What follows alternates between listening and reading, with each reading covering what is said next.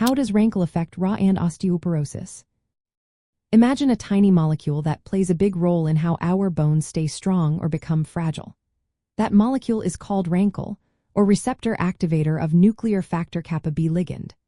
It's a key player in both rheumatoid arthritis and osteoporosis because it controls how bone cells, called osteoclasts, form and work. Osteoclasts are like the demolition crew of your bones, breaking down old or damaged bone tissue to make way for new growth. When RANKL is too active, it can cause too many osteoclasts to form and become overactive, leading to increased bone breakdown. In rheumatoid arthritis, RANKL is produced by cells in the inflamed joint, such as synovial fibroblasts and activated T cells. These cells releases RANKL, which then binds to RANK receptors on osteoclast precursors and mature osteoclasts. This binding stimulates these cells to mature and become more active, which speeds up bone resorption. That's why in RA, we often see bone erosions and joint damage.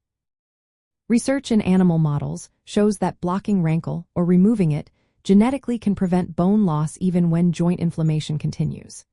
This indicates that RANKL is essential for the bone destruction seen in RA. In people with early RA, a higher ratio of RANKL to its decoy receptor, called osteoprotegerin, or OPG in the blood, can predict more severe long-term bone damage. So, the balance between RANKL and OPG is important in how the disease progresses.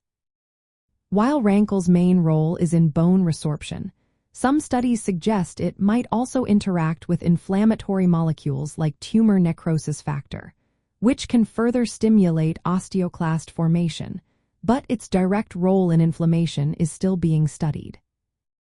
Now let's look at osteoporosis, especially the kind that happens after menopause. When estrogen levels drop, RANKL levels tend to increase. This boost in RANKL causes more osteoclasts to form and become active, leading to faster bone breakdown. Over time, this imbalance causes bones to become weaker and more prone to fractures. That's why postmenopausal women are at higher risk of osteoporosis. Treatments like denosumab, a medication that blocks RANKL, have been shown to reduce osteoclast activity and slow down bone loss. This highlights how crucial the RANKL, RANK, and osteoprotegerin system is in regulating bone health. When this system gets out of balance, it can lead to conditions like osteoporosis. In managing rheumatoid arthritis, understanding RANKL's role helps us see why controlling inflammation is so important. Chronic inflammation in RA increases RANKL levels both locally in joints and throughout the body, which worsens bone loss and raises the risk of osteoporosis. Using therapies that inhibit RANKL can help protect bones from destruction and fragility. This is why controlling RANKL activity is a key part of managing these interconnected problems. To sum up, RANKL promotes the formation of osteoclasts, leading to bone erosion in rheumatoid arthritis and increased bone loss in osteoporosis.